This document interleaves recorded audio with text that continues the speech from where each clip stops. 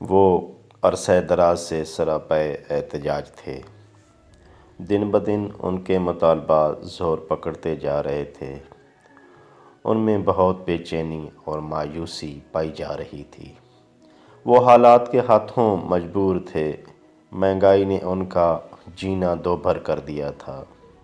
ضروریات زندگی کو پورا کرنا انتہائی مشکل ہوتا جا رہا تھا۔ ہوش ربا مہنگائی نے ان کا سکون چھین لیا تھا۔ یہی وجہ تھی کہ وہ آج گھروں اور دفاتر سے باہر نکلے اور پرزور احتجاج شروع ہو گیا۔ وہ وفاقی دارالحکومت میں اکٹھے تھے۔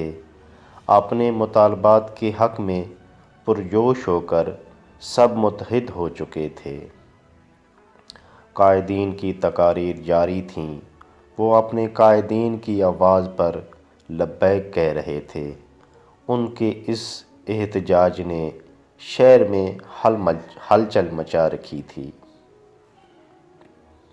ملک کے دارالحکومت میں یہ احتجاج کرنے والے کوئی اور نہ تھے بلکہ وفاقی حکومت کے اپنے ہی ملازمین تھے۔ مہنگائی کے ہاتھوں مجبور ہو کر وہ سراپے احتجاج تھے۔ ان کی تنخواہوں میں گزشتہ سال بجٹ میں کوئی اضافہ نہیں کیا گیا تھا۔ مہنگائی میں بے حد اضافہ ہو چکا تھا جس نے ان کا جینا دوبھر کر دیا تھا۔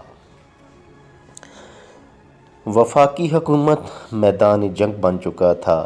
احتجاجی ملازمین اور پولیس میں جھڑپیں جاری تھیں۔ پتھراؤ اور شیلنگ کا تبادلہ بھی ہو رہا تھا۔ پولیس بہت سے لوگوں کو گرفتار کر کے نامعلوم مقامات پر منتقل کر چکی تھی۔ سرکاری دفاتر کا کام ٹھپ ہو چکا تھا اور ریڈ زون میدان جنگ بنا ہوا تھا۔ بالآخر رات گئے۔ حکومت اور سرکاری ملازمین کے مذاکرات کامیاب ہو گئے۔ حکومت نے تنخواہوں میں اضافہ اور گرفتار ملازمین کو رہا کرنے کی یقین دہانی کروائی۔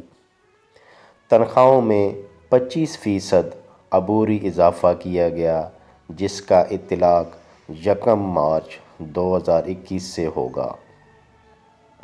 موجودہ پے اسکیل بھی اپ گریڈ ہوں گے۔ باقاعدہ نوٹیفیکیشن جاری کر دیا گیا ہے۔ یہ عبوری اضافہ 1 جولائی سے بنیادی تنخواہ میں ضم ہوگا۔ اس اضافے کا اطلاق گریڈ 1 سے 19 کے وفاقی ملازمین پر ہوگا جبکہ گریڈ 20 تا 22 کے افسران کی تنخواہوں میں اضافے سے متعلق آئندہ بجٹ میں فیصلہ کیا جائے گا۔